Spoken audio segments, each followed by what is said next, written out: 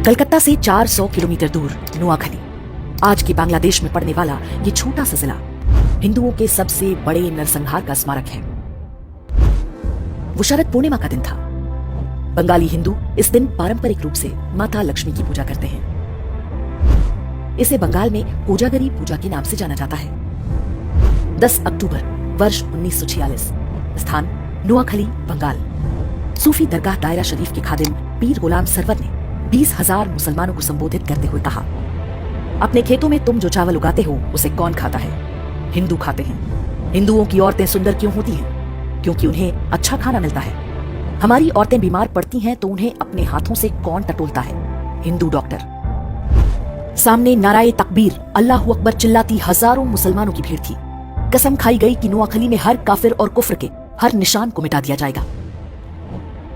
बिल्कुल वैसे ही जैसे लगभग 2 महीने पहले कलकत्ता में डायरेक्ट एक्शन डे के नाम से हुआ था।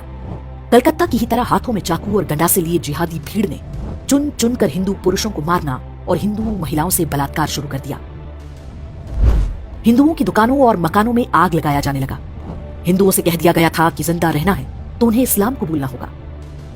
जस्टिस जीडी खोसला ने भारत के विभाजन पर अपनी पुस्तक स्टर्न रेकनिंग में लिखा है, भीड़ ने नारायणपुर के जमींदार सुरेंद्र नाथ बोस के मकान पर हमला बोला। वे परिवार के साथ छत पर चले गए। दंगाइयों ने घर में आग लगा दी। घर जलने लगा तो सुरेंद्र बाबू ने छत से छलांग लगा दी। वे दंगाइयों के सामने ही गिरे। उन्मादी मुसलमानों ने उनके शरीर के टुकड़े टुकड़े कर डाले और उनका कटा हुआ सिर पास में ही खड़े पीर गुलाम सरवर को भेंट किया। ऐसा नहीं है कि नोआखली के हिंदुओं ने प्रतिरोध नहीं किया। हिंदू महासभा के नेता और वकील राजेंद्र लाल रॉय चौधरी ने लोगों को संगठित करके संघर्ष का प्रयास किया, लेकिन वे सफल नहीं हो पाए। उनके घर को भी जला दिया गया। मजहबी दंगाई राजेंद्र लाल रॉय चौधरी को अपने साथ ले गए। बाद में उनका कटा हुआ सिर सूफी गुलाम सरवर को पेश किया गया। उनकी 2 बेटियों को मौलवियों ने आपस में बांट लिया। कलकत्ता में डायरेक्ट एक्शन डे के विरोध में गोपाल पाठा ने हथियार उठाया था। उनका प्रतिरोध सफल रहा था क्योंकि कलकत्ता में हिंदुओं की जनसंख्या अधिक थी, जबकि नोआखली में हिंदू मात्र 20% थे, जबकि मुसलमान 80% थे। तब जो नोआखली में हुआ वो आज हम कश्मीर से लेकर केरल और कैराना तक में आए दिन देखते हैं। 10 अक्टूबर 1946 को शुरू हुआ ये हिंदू नरसंहार चलता रहा और बाकी देश में किसी को कुछ भी पता नहीं चलने पाया। 15 अक्टूबर को नोआखली नरसंहार की सूचना दिल्ली पहुंची। 17 अक्टूबर को गांधी जी ने प्रतिक्रिया देते हुए कहा, हिंदू महिलाओं को मरने की कला सीखनी होगी। बलात्कारी के सामने झुकने से अच्छा है कि वे अपने हाथों से अपना गला घोंटकर या जीभ दांतों में दबाकर मर जाएं। गांधी के इस असंवेदनशील बयान से पूरे देश में हिंदुओं में कड़ी प्रतिक्रिया हुई। इसलिए अगले दिन उन्होंने प्रार्थना सभा में अपने विचारों को और भी स्पष्ट करते हुए कहा, कल मैंने कहा था कि हिंदू महिलाएं अपना गला घोंटकर या जीभ दांतों से काट कर मर जाएं, लेकिन मुझे बताया गया है कि ऐसा करने से आत्महत्या संभव नहीं है। ऐसे में मैं हिंदू महिलाओं को जहर खाने की सलाह दूंगा। मैंने सुना है कि योग क्रिया से भी आत्महत्या की जा सकती है। मैं पता करूंगा कि ऐसा कैसे किया जा सकता है। नोआखली में हिंदू मारे जा रहे थे। अहिंसा और शांति के पुजारी गांधी जी हिंदू महिलाओं को आत्महत्या करने के नए नए उपाय बता रहे थे। नोआखली और आसपास के क्षेत्रों में जिहादी निर्वस्त्र हिंदू महिलाओं के जुलूस निकाले जा रहे थे, लेकिन गांधी शांति और अहिंसा की अपनी विकृत धारणा का सार्वजनिक प्रदर्शन पूरी निर्लज्जता से करते रहे।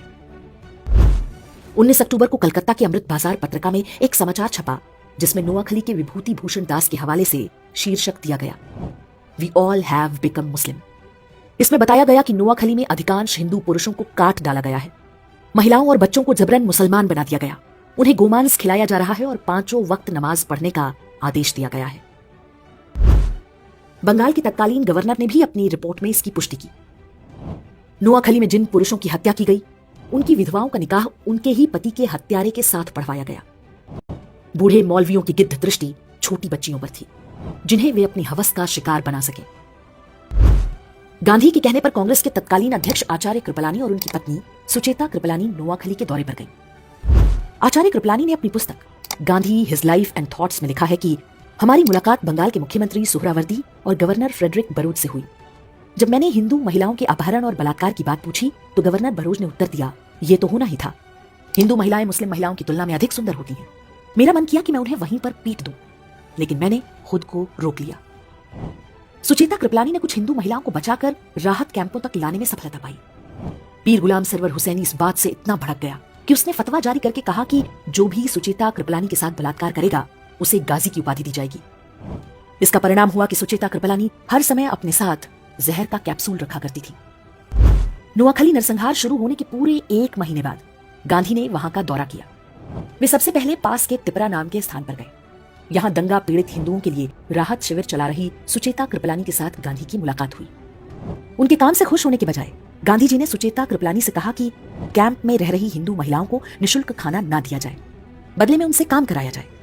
गांधी जी ने सुचेता कृपलानी को यह निर्देश भी दिया कि वे इन हिंदू महिलाओं से कहें कि वे वापस अपने गांव में जाकर मुसलमानों के साथ मिलजुल कर रहें, चाहे उनकी जान ही क्यों ना चली जाए। नाथूराम गोडसे और उनके मित्र नारायण आप्टे भी तब नोआखली गए थे। वहां पर वे राहत कैंपों में रह रहे हिंदुओं की सेवा करते थे। गोडसे और आप्टे ने वहां जो कुछ देखा और गांधी की बातें सुनी, ये कहना गलत नहीं होगा कि वही आगे चलकर गांधी की हत्या का कारण बना होगा। काशी हिंदू विश्वविद्यालय के संस्थापक महामना मदन मोहन मालवीय ने नोआखली में हिंदुओं के नरसंहार और महिलाओं से बलात्कार के वृतांत सुने तो उन्हें गहरा सदमा लगा। इसी कारण 12 नवंबर 1946 को उनका निधन हो गया। स्वतंत्रता के बाद बंगाल के पहले मुख्यमंत्री बने प्रफुल्ल चंद्र घोष ने अपनी पुस्तक Gandhi as I saw him में लिखा है, गांधी जी ने एक युवा से पूछा कि नोआखली में हिंदुओं और मुसलमानों की जनसंख्या का अनुपात क्या है। युवा ने उत्तर दिया, हिंदू 20% हैं और मुसलमान 80%। गांधी जी ने पूछा, जमीनें किस अनुपात में हैं? युवक ने बोला, 80% जमीनें हिंदुओं की हैं और 20% मुसलमानों की। तब गांधी ने कहा, संघर्ष का असली कारण यही है। अर्थात जिस व्यक्ति को राष्ट्रपिता बताकर देश पर थोप दिया गया, उसने जिहादियों के हाथों हिंदुओं के नरसंहार को आर्थिक असमानता से जोड़ दिया, जबकि नोआखली में रहने वाले हिंदुओं में बड़ी संख्या अनुसूचित जातियों की भी थी। ये लोग बहुत निर्धन थे। जिहादियों ने उनके भी पुरुषों की हत्या की और महिलाओं के साथ बलात्कार किया। लेकिन गांधी का ध्यान केवल जिहादी हिंसा का बचाव करने पर था। इसमें वो बहुत हद तक सफल भी रहे। स्कूली इतिहास की पुस्तकों में भी नोआखली नरसंहार को अमीर और गरीब के संघर्ष की तरह दिखाया जाता है। आज भी देश में अधिकांश लोग नहीं जानते कि नोआखली में क्या हुआ था और कैसे।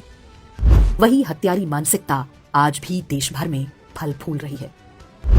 15 अगस्त 1947 को देश स्वतंत्र हो गया। बंटवारे में नोआखली पूर्वी पाकिस्तान के हिस्से में चला गया। वहां पर हिंदुओं का नरसंहार जारी रहा। अब तो कोई रोकने टोकने वाला नहीं था। आधिकारिक आंकड़ों के अनुसार इस नरसंहार में 5000 हिंदुओं की हत्या हुई। हालांकि दावा किया जाता है कि वास्तविक संख्या 50,000 से कम नहीं होगी। वर्ष 1946 में नोआखली में लगभग 4 लाख हिंदू रहते थे। उनमें से 95% को बलपूर्वक इस्लाम कबूल करना पड़ा। शरद पूर्णिमा या कोजागरी के दिन माता लक्ष्मी के 8 रूपों की पूजा की जाती है। इन्हें अष्टलक्ष्मी कहते हैं। इनमें से एक रूप वीर लक्ष्मी का है। इस रूप में माता धन धान्य के साथ अपने हाथों में चक्र, गदा और धनुष बाण भी धारण करती हैं। ये संदेश है कि धन तभी तक सुरक्षित है जब हाथों में शस्त्र और शास्त्र दोनों हों। शस्त्र केवल पूजने के लिए नहीं, प्रयोग के लिए है। चारों ओर से असुरों से घिरा हिंदू समाज जब तक इस बात को नहीं समझेगा, नोआखली जैसे नरसंहारों के लिए अभिशप्त रहेगा।